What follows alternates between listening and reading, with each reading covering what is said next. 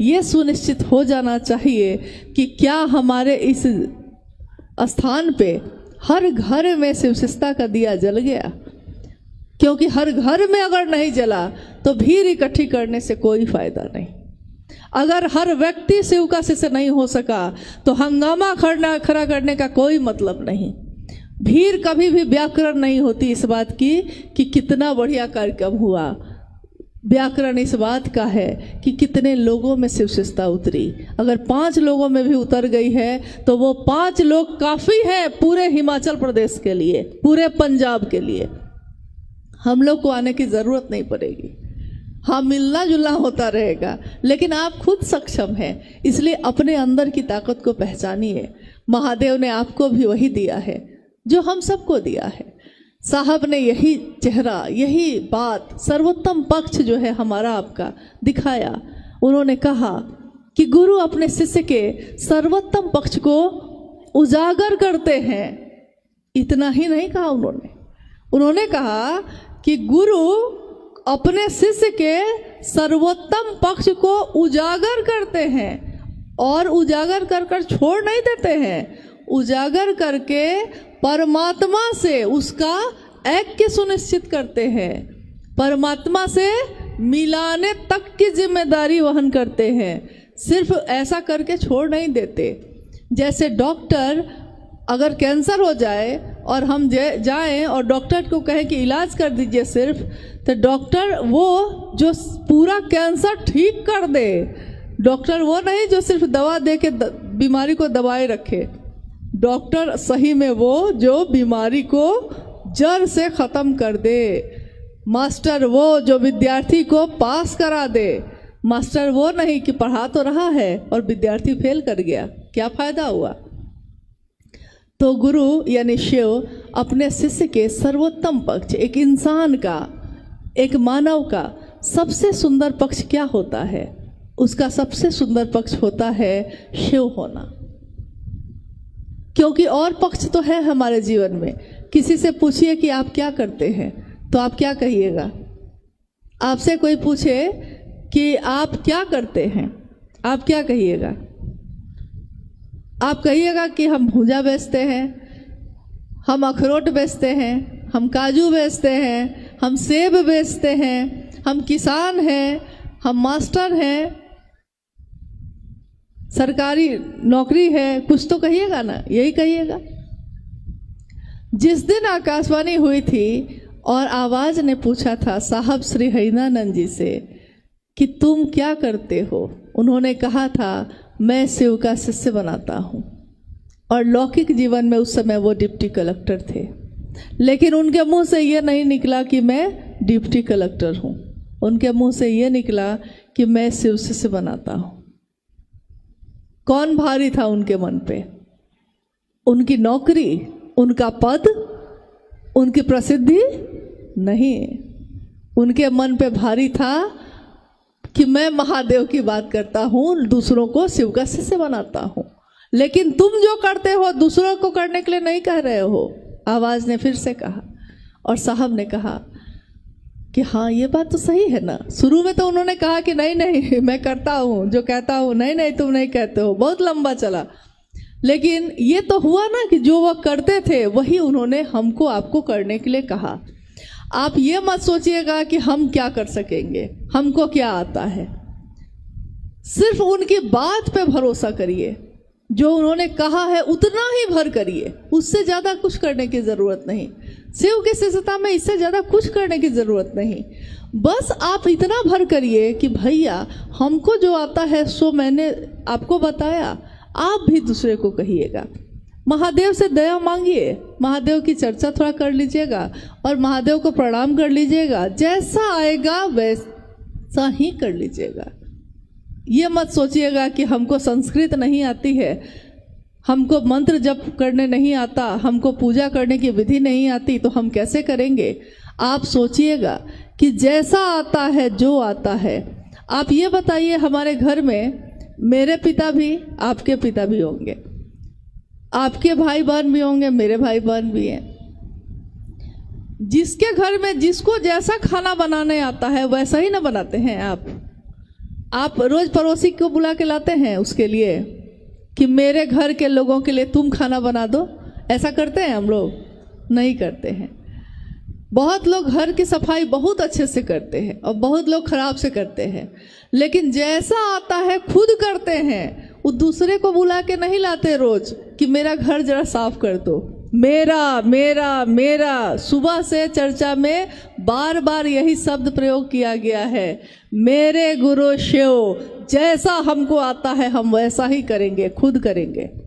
चर्चा करने नहीं आती है तो तीनों सूत्र बोल के उतर जाएंगे। एक दिन तो आएगा, कुछ तो आएगा, जो मेरे मन में आएगा महादेव के लिए हम वही बात बोलेंगे। जो हृदय में है वही बोलिए, अपने मन को खोलिए और हृदय में जो महादेव की दया बरसती है उसी को लोगों को बोलिए, उसी का प्रभाव हो जाएगा। आप ये कभी मत सोचिए कि बहुत सुंदर शिव चर्चा करने वाले कोई भैया दीदी हैं तो वो आएंगे तब होगा। ऐसा कभी नहीं होता। कोई सुंदर बोल सकता है। इसी पे साहब ने एक घटना बताई थी। उन्होंने कहा था कि एक मास्टर जो पढ़ा रहा था क्लास में, इंजीनियरिंग का कॉलेज था और वो क्लास कर रहा था। साहब ने कहा कि मैंने बाहर से देखा उसको बोर्ड पे पढ़ाते हुए कि गाड़ी जो है चलती कैसे है, गाड़ी कैसे चलती है, इसको वो पढ़ा रहा है। लेकिन जब वो बाहर आया तो साहब ने कहा कि आप तो गाड़ी कब से चला रहे हैं? तो उसने कहा कि मैं गाड़ी तो कभी मैंने चलाया नहीं। तो साहब ने कहा कि आपने इतना सुंदर बताया है, एक एक चीज़ के लिए बताया है कि गाड़ी कैसे चलती है, इंजन कैसे काम करता है, पैडल कैसे मारते हैं, ब्रेक कैसे मारते हैं, आपने सब बताया। तब आप कैसे ये कह रहे हैं कि आपको गाड़ी चलाने नहीं आती? उन्होंने कहा मैं पढ़ाता हूँ लेकिन चलाता नहीं हूँ। तो साहब ने उस दिन कहा कि उस घटना के बाद मैंने सीखा कि कोई ज़रूरी नहीं है कि कोई शिव चर्चा बहुत सुंदर करता है तो वो शिव का शिष्य भी होगा। हो सकता है वो सिखाता होगा अच्छा, लेकिन सीखता नहीं होगा अच्छा, ये हो सकता है। इसलिए कभी भी इस बात के भरोसे बहुत नहीं रहना है हम लोग को कि कौन बहुत अच्छा बोलता है, कौन बहुत अच्छा। जैसा आता है हम खुद करेंगे। तो आज के इस कार्यक्रम में आप सबों से ये वादा लेना चाहते हैं, अगर आप दे सकते हैं तो। साहब ने कभी कुछ नहीं मांगा किसी से अपने पूरे जीवन में, पान की एक खिल्ली भी नहीं खाई, और मांगा भी तो क्या मांगा,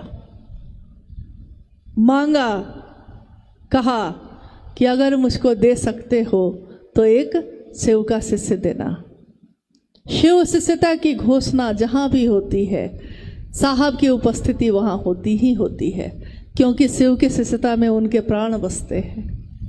हमारे साहब ने हम सबके जीवन की दशा और दिशा को बदल दिया। हम उनको कुछ नहीं दे सके, हमारे पास कुछ नहीं था, हम क्या दे सकते थे, लेकिन उन्होंने जो करुणा बरसाई है उस करुणा का कोई हिसाब नहीं। माँ की ममता का कोई कर्ज नहीं उतारा जा सकता, और शिव की शिष्यता का दान जिसने दिया हो उसके बदले में शिव का ही दान दे दिया। उसके बदले में हम लोग उनको क्या दे सके? कुछ भी नहीं। हम अगर सोचते हैं कि वो शरीर में होते तो ऐसा होता कि सब ठीक होता, नहीं।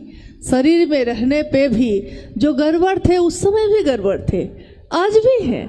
जो सही थे उस समय भी सही थे, आज भी हैं और हमेशा रहेंगे।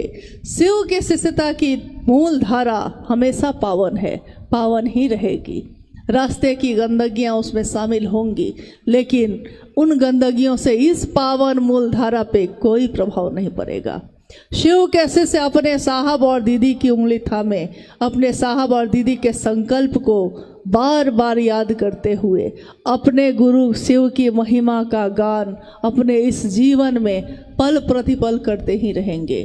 चाहे वो किसी भी स्थिति में होंगे, मजदूरी करते हुए, रिक्शा चलाते हुए, या बहुत बड़ी कंपनी के मालिक बन के भी, किसी भी स्थिति में जो शिव का शिष्य होगा वो अपने शिव के शिष्यता का प्रसार करता ही रहेगा।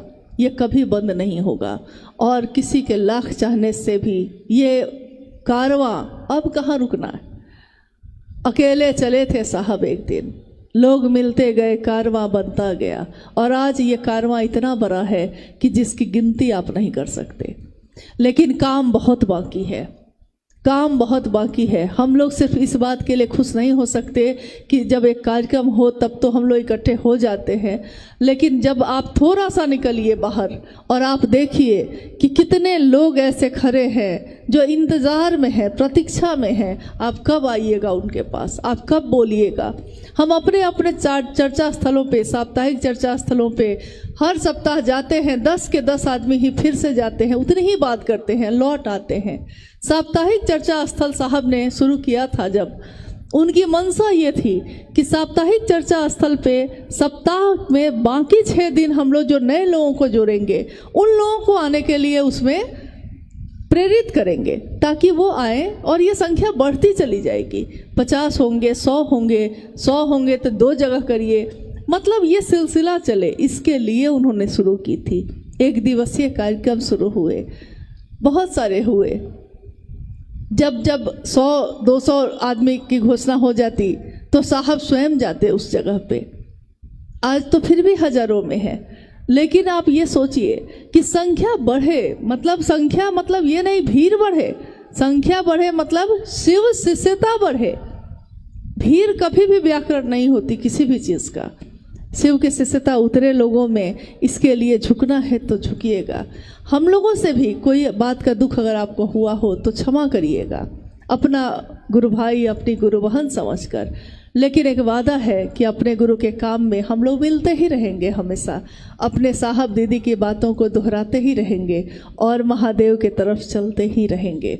इसमें गति है, इसमें मंजिल है और इसमें बल है, क्योंकि आदेश गुरु का स्वयं है। तो आज के इस कार्यक्रम से अब हम लोग भी विदा ले रहे हैं, और अभी के लिए विदा मतलब अलविदा नहीं कह रहे हैं, विदा कह रहे हैं अभी के लिए। फिर मिलना होगा, नहीं जानते कि कब होगा, लेकिन अगर नहीं भी हुआ तो एक स्मृति, एक क्षण जो हमने आपने आज इस समय में गुजारे हैं, ये हृदय में सुरक्षित रहे, मेरे महादेव के बात के लिए रहे, इतना काफ़ी है। हम लोग अपने गुरु के राह में बढ़ते रहें, साहब दीदी के संकल्प को पूरा करते रहें, दुनिया शिवमय हो, हर जगह पे जगह जगह महादेव कोई बोल रहा हो और शिव का शिष्य बन रहा हो, यह दृश्य हमारी आंखों के सामने घटता रहे, हम भी उसके भागीदार बने रहे और साहब और दीदी उसके साक्षी बने रहें, शिव के गुरु स्वरूप की उपस्थिति उसमें मौजूद रहे। इतना इस जीवन के लिए क्या, कितने जीवन के लिए काफ़ी हैं। चलिए अपने गुरु शिव के चरणों में नमन करते हुए आज की इस जो शिव चर्चा आपने बहुत मेहनत से रखी है, क्योंकि एक कार्यक्रम एक दिन के लिए कुछ घंटों के लिए होता है, लोग उस क्षण को सिर्फ देखते हैं, इसके पीछे किसने कितनी मेहनत की है, कितने सालों की मेहनत रही होगी, कोई नहीं जानता। कौन यहाँ आया होगा, किसने ये बात बढ़ाई होगी, किसने ये किया होगा, ये भी कोई नहीं जानता। लेकिन साहब ने सबको ये अधिकार दिया कि हर व्यक्ति, चाहे वो किसी भी जाति धर्म का हो, किसी भी वर्ण संप्रदाय का हो, किसी भी प्रदेश का हो, शिव का शिष्य हो सकता है, परमात्मा पथ का पथिक हो सकता है। ये अधिकार आज तक हर व्यक्ति को संसार ने नहीं दिया था, ये हम सबको मिला, ये हमारा सौभाग्य है। आप में से, हम में से कितने लोगों ने शिव के शिष्य साहब हरिनानंद जी को इन आँखों से देखा है, सुना है। तो जो सुना है उनसे, जो देखा है उनमें, वो लोगों में बांटिए ताकि शिव शिष्यता और बढ़े, शिव के गुरु स्वरूप की व्याप्ति जन जन में हो। इसी कामना के साथ